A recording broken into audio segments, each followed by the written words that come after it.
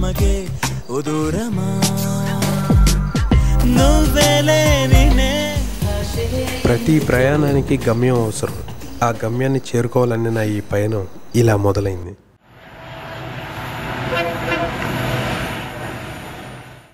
నా దృష్టిలో ప్రేమను పొందాలంటే ఉండాల్సినవి బలం, బలహీనత.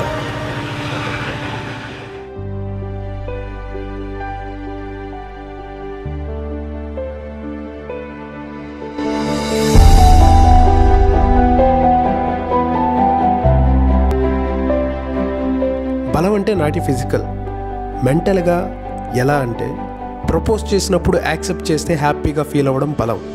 అలాగే ప్రపోజ్ చేసినప్పుడు రిజెక్ట్ చేసినా కూడా డిసప్పాయింట్ అవ్వకుండా ఉండడం బలం.